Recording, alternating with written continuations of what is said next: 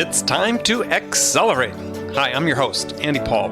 Join me as I host conversations with the leading experts in sales, marketing, sales automation, sales process, leadership, management, training, coaching, any resource that I believe to help you accelerate the growth of your sales, your business, and most importantly, you.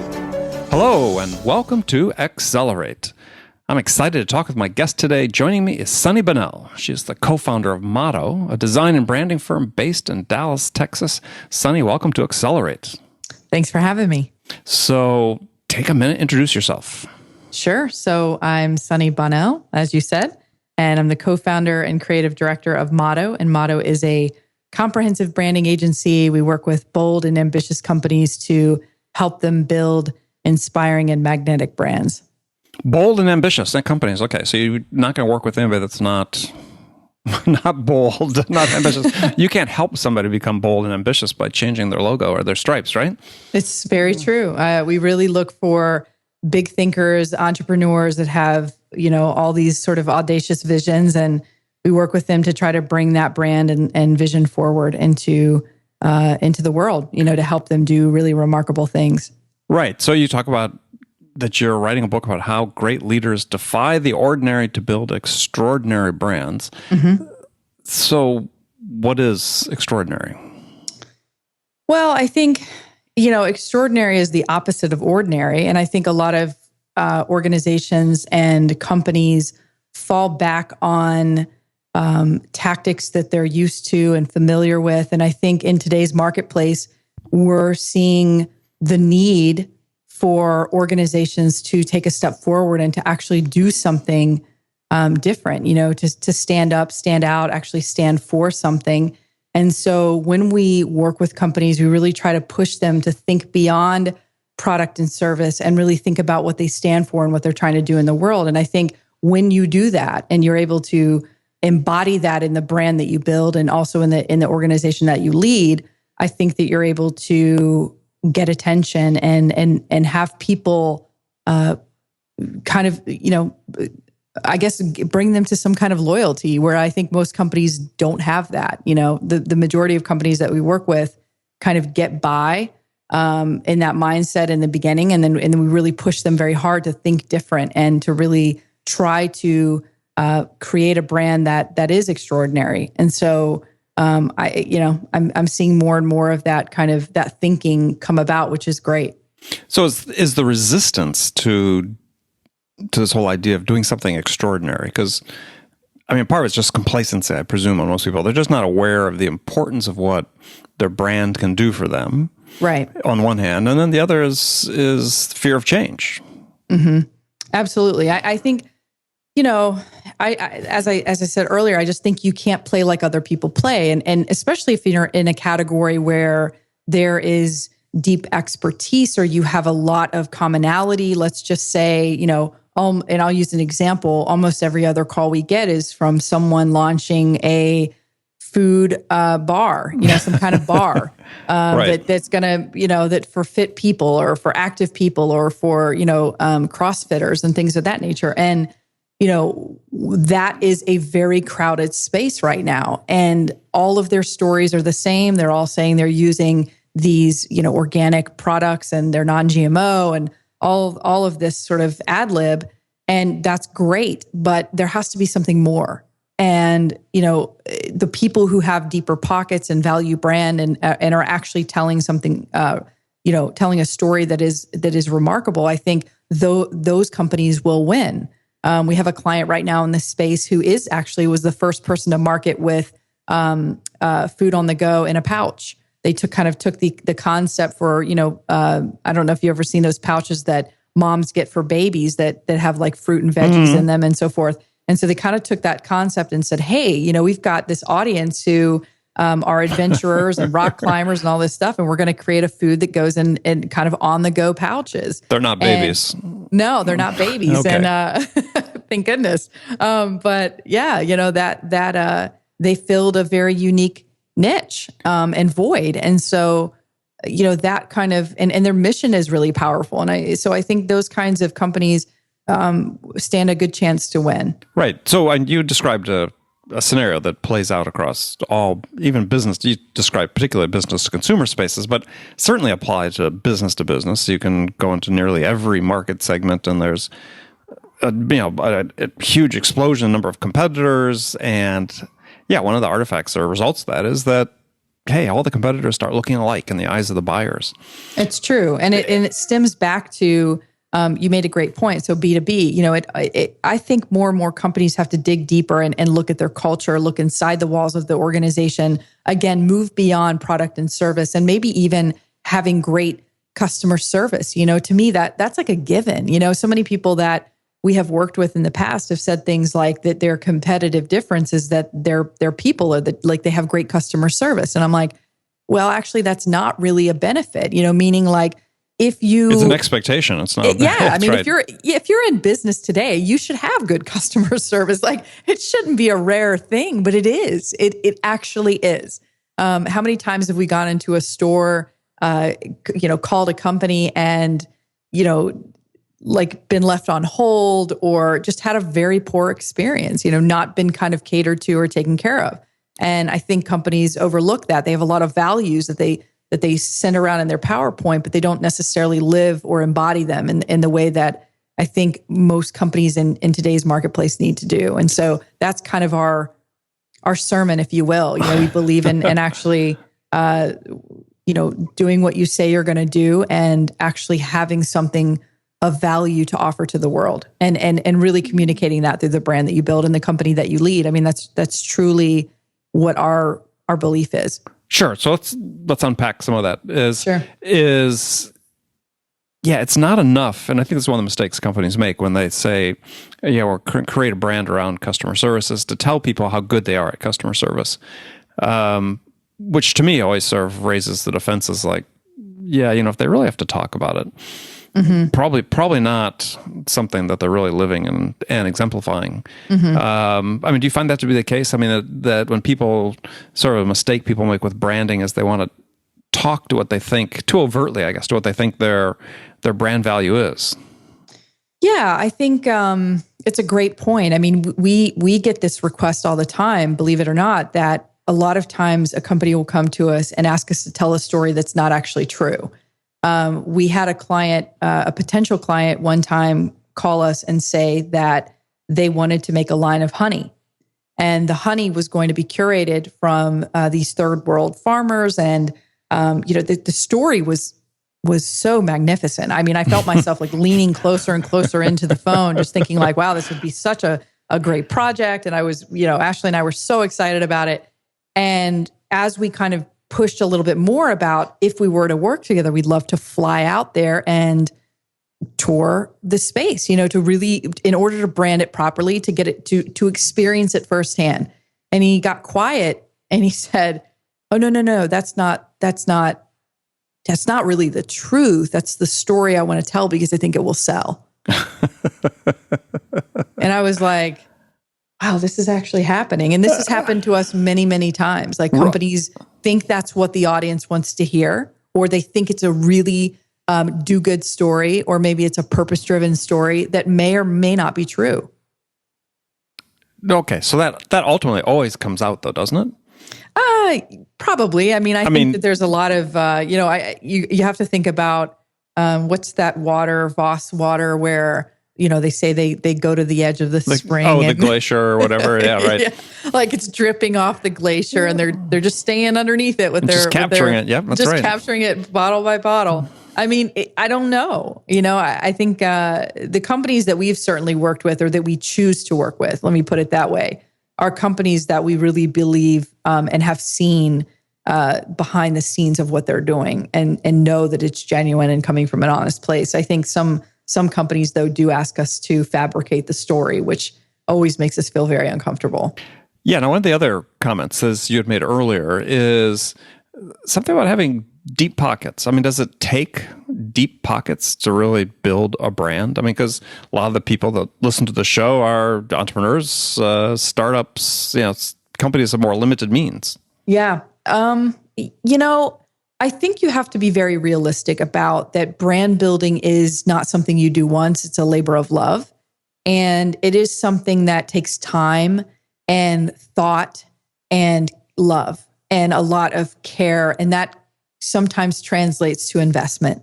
And I think what entrepreneurs and startups often forget is they spend a lot of time on the product development and not thinking about the brand. And, our philosophy is that you're building a brand from the moment that you start asking people to support you and the moment the idea is born. Because then you are going out into the world and you're asking people to back you and to believe in you. And it's not enough to have the idea. Execution is so much of that. And I think what entrepreneurs fail to sometimes understand, especially if they've never been through it before. Now, entrepreneurs that we worked with that have built other brands know how important brand is to success. Just as much as it is to have a great product or service, it's just as important to have a great brand. And so I think, you can absolutely, there are ways to, for lack of a better word, hack a brand, meaning like if you can do things on your own, like discover the purpose and articulate it, draft your own vision, work through the values, articulate who you are outside of your own head and into some type of framework that you begin to build the company of. Those things don't cost you anything but time and a little bit of effort, to kind of put forth. When it comes to actually building out a brand, meaning like, are you investing in things like the identity and, packaging and a website and, maybe even, trade show materials or, such and such, like, those are things that of course, like require some investment to do well and to do right. But you can do things like, I think in stages or phases to kind of use your money wisely, but it's like anything, you can't sort of invest everything into one pot and then kind of skimp on the thing that will represent you in the world, which is actually brand. I mean, without brand, you don't have much at all. And just like, I think what we're seeing a shift in is that we're now moving away from it being product and service to actual people. People are brands. Like just look at Beyonce. Look at, Tony Robbins, like, Howard Schultz. I mean, these individuals, you're a brand, I'm a brand. And the message and the sort of visual and verbal connotation that we put out into the world is actually what sticks with people. And that is absolutely branding in and of itself. Absolutely. I mean, any sales representative that's out talking to a customer, they have a personal brand that they're representing when they're talking to them. Mm-hmm. And absolutely. Yeah, we spend a lot more time writing about and talking about the importance of taking advantage of the tools that exist to everybody. And in this case, mostly social media, LinkedIn, Twitter, and so on. And where do you start by building a personal brand? Well, a lot of times it's there in that social media profile. Mm-hmm. How are you branding yourself in such a way that, given a world where the customers are being inundated by sort of undifferentiated messaging, how do you stand apart? How do you stand out from the crowd? Yeah, well, and it's the $1 million question. So many companies and so many individuals ask us that very same thing. I think one thing that is a mistake is to start looking at your competitive landscape in a way that you become paralyzed. We get a lot of calls sometimes of people saying we want to be the next Apple, and our sort of rebuttal is, no, actually you need to be the next you. And right. and I think because some people are unsure of who they are, it becomes harder to brand themselves because they're unsure and not confident in who they are. But when we do work with leaders and organizations that have a true sense of self, it is extraordinary because you really begin to see how much they love not only the brand that they're building, but the company that they're building. And so it makes our work a lot more meaningful and rewarding because we're a part of something that begins to take shape and we're watching it sort of unfold and having a hand in that evolution and unfolding of that brand or organization. But yeah, I mean, it is very difficult to be creative. A lot of people struggle with it. They don't know how to think outside the box because let's face it, most of our life, we have been taught to fall inside the lines. We have been taught to conform to a set of standards that society deems acceptable. And when we sort of demonstrate that individuality, we're often ridiculed. Sometimes we're even suppressed. And maybe even worse, we're like stripped of our own sense of possibility. And so I think it makes it harder and harder for people to know that it is okay to be weird or different, or to try things in a new light to get people to pay attention, because otherwise, the world doesn't notice the common. And I heard a great, I watched this remarkable speech called I don't know if you saw this floating around on social media, but it was from a guy by the name of Donovan Livingston, who did the 2016 Harvard graduation speech. And one of his lines was, "None of us were meant to be common. We were born to be comets." And I thought that was just so brilliant, because it's very true. I think we have to see ourselves as not ordinary and not common, but actually have a gift to give to the world, and figure out ways to deliver that, whether that's through our business, whether it's through our brand, whether it's through the work that we do, our careers that we choose. We are able to do those things in the world. And, it's sometimes we're our own worst enemy. We're the ones that get in the way. Well, yeah, I think that's oftentimes the case, more often the case than not. So you have done work with smaller entities. And I thought, sir, interesting to talk about some of the examples. I mean, for instance, one of the companies that you profile on your website is a barbershop. Yeah, those guys are cool. So you're high-powered branding agency, yet you did a branding branding project for a barbershop in Fort Worth. So tell us about that. How'd that come about, and what's it done for them? Yeah, well, that's a very recent example. So Jonathan, who is he calls himself the janitor, but he's really the CEO and the founder of Fort Worth Barbershop. It's just a little small town barbershop on the corner in downtown Fort Worth, Texas. And we met him he came to see us speak at a branding talk that we did, and just kind of connected with him. And he said, I built this website, and I feel like I kind of need to take my brand to the next level.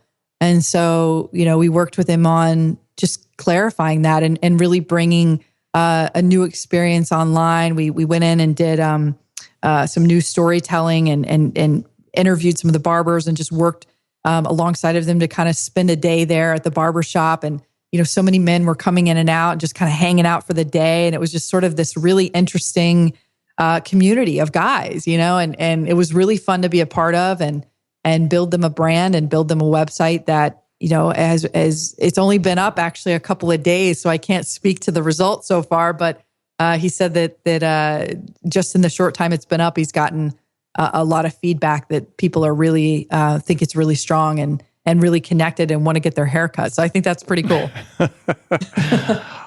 So, again, example of a small company and then another one that was it looked like a small ice cream company, Sweet Scoops. Yeah, Sweet Scoops is that was a family-owned business. Her father started scooping ice cream back in the 80s, I believe it was. And it was passed down to her brother and then passed down to her. And she took over the company, and it became sort of a frozen yogurt company. A lot of history there, a lot of story. And so would they have their own parlor? I mean, or were they manufacturing under other labels? What were they doing? No, they were, it was a scoop shop, and then it turned into like frozen yogurt. They actually were making in-house and then distributing. So for example, like they're in Whole Foods and things of that nature. And just a really cool story. The CEO, the leader of that company, just really loved the brand, loved a family-owned business, really wanted to kind of not necessarily break what had been done, meaning like, she had this long history and this heritage in the brand, but she felt like, hey, I'm taking over it now, and I feel like I want to infuse my own vision into this now and kind of build out the brand the way that I want. So we worked with them on sort of reshaping the identity and really rebranding their line of flavors all the way through. I think they had something like 12 flavors at the time that we rebranded them, and I think they've created more since then. But very, very powerful rebranding launch for them, and just love their story. Really connected with the love that she had for the organization and for the brand, and that makes, like I said, it makes our job a lot easier because we're working with somebody who truly values the work that we were doing together. So, what's been the payoff for them? I think that they've had a lot more collaborations in terms of, I think they were sort of up in I want to say like New Hampshire area. And I think they've now since expanded into different stores and actually moving west now with the line. So that's really exciting. And I just think a lot more shelf presence than they had before, which was the brand when they came to us was pretty faint. It had kind of hit a wall and was not performing well. And since the rebrand, they've had a lot of success. So that's really exciting to see what they're up to. So let's tackle a couple issues. So one is, let's get down to the personal level. And we touched on it a little bit before in terms of personal branding for sales reps, but you're an expert at branding, and this personal branding is so crucial. And so what steps, name one or two, three things, if you could, that sales reps should be doing to take control of their personal brand, regardless if they're working for a company or working for themselves. What should they do to start that process? Well, I think the question becomes what is the goal for that individual? Like you said, are they selling themselves? Or are they selling the company? As a salesperson, I think that your job solely is to kind of work on behalf of the organization that you're a part of. And I think you begin to adopt the principles and philosophies of whatever that company is that you're working for. And I think that, when in sales, you should be able to bring those values and that culture forward into the product or service that you're selling.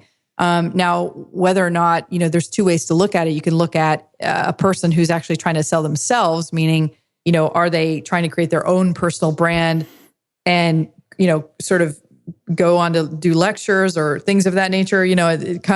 It's a loaded question because I'm not sure which one to answer. Well, I think just for success within their own career path within a company, it's you could be selling, software as a service of a particular vertical market. There could be 10 other companies. So your personal brand is really going to be one of the things that helps you stand out.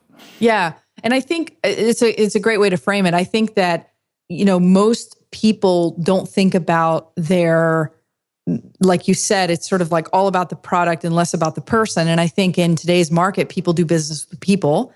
And if in some way you can embody, your best qualities, whether that's a sense of humor, like to me, that's like your brand. If you're a funny guy or a funny gal, like, those kinds of things begin to represent why people choose you over other people. And I think, depending on.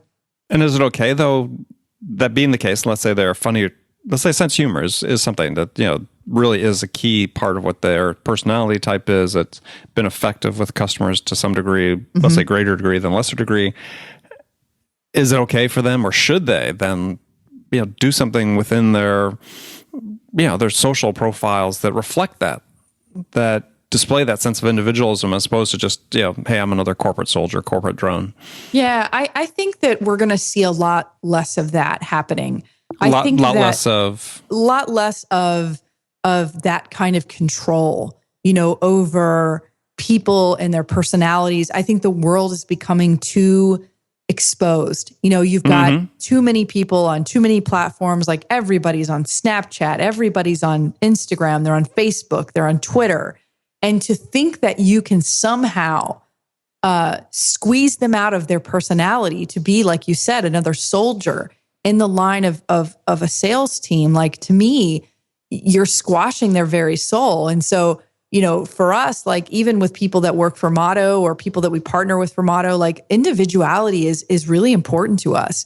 Now, whether or not it fits in line with our values is another. Those are all things that I think as an organization, which goes back to the culture thing, is are you hiring the right individuals for your organization that represent not just being a good salesperson, but actually being someone that you have hired intentionally and thoughtfully, and they meet a set of criteria that you're looking for, because like we know, like one bad apple can sort of, spoil the whole bunch, what I mean? Just based on like personality and how they're influencing the rest of the team and so forth. So, but I think it's unrealistic for companies to think that they can squash out personality or that they can put such wraps on them that they're not allowed to have social media profiles or they're not allowed to talk about certain things. Like, to me, then you've hired the wrong people, because there are people out there that don't have social media profiles and don't talk about themselves on social media and have a very private life. Those are your people, because if anything, there's friction there when you do that. So I believe in individuality. I do believe in having a personality and being able to use that for whatever your role is, and really just like going back to maybe the purpose conversation is, we spend 80% of our lives in the grind, that's a lot of precious time to spend wasted if the work you're doing doesn't align with, what you can do and what you can offer to the world. And so I think in business and whatever you're in sales or anything of that nature, you have to find something that aligns with who you are and what your gift is or what your gifts are, so that you can love what you're doing. Because otherwise, that's the best sales of all, is people who actually love either the product or service or the company that they're working for. They're going to sell better, they're going to perform better, they're going to be happier, and they're going to do better because they're in an alignment with an organization that they believe supports them and they feel protected and safe and they love. So yeah, enables them to express themselves most authentically as well. So in that environment, absolutely. Now we're going to move into the last segment of the show. I've got some standard questions I ask all my guests. And first one, Sunny, is when you are out selling Motto's services, what's your most powerful sales attribute? I would say, and I've heard this before, and I'm only, I think I have this attribute and I've been reassured that I have this attribute. I think that I am a very passionate person and I really believe in what we're doing and what we offer. And I think that really comes through, and that authenticity of what I'm doing comes through. And so I tend to be a little bit infectious in that I can really get people on board and really paint the vision of which I hope to achieve and get people on board with me to go towards that vision. And so I really think it is one of my strengths. Okay. Like it. So you started your own company. Who's your role model? Who's your business role model? That's a deep question and a personal question. My parents, my mom and dad were very near and dear to me, and my father was an entrepreneur. I grew up in a family that was entrepreneurs, and, they taught me how to really come from nothing to something. My dad started his business. What was the business? He was a commercial contractor, and he's a lot of different things before he was a commercial contractor, but that was really the thing I think that became his true love. Mm-hmm. And I watched him grow it. He never graduated college, never went to college. He grew up in a coal mining camp. And his dad couldn't read or write. And his dad used to leave home with a shotgun and come home with a car. And he used to know how to barter really well. And so my dad learned a lot of that. Oh, yeah. And then he barter, not stole. Okay, yeah. Yeah, exactly. Yeah. He didn't steal. But he couldn't read or write, but he knew how to work people. And my dad was really gifted at that. He was so likable, and nobody said a cross word about him. And I grew up watching that. I watched him grow his company from 3 people to 150 men. He was working on multi-million-dollar jobs, started his company, I think, with $250 in the bank. Very similar to Ashley and I's story. I started my own company.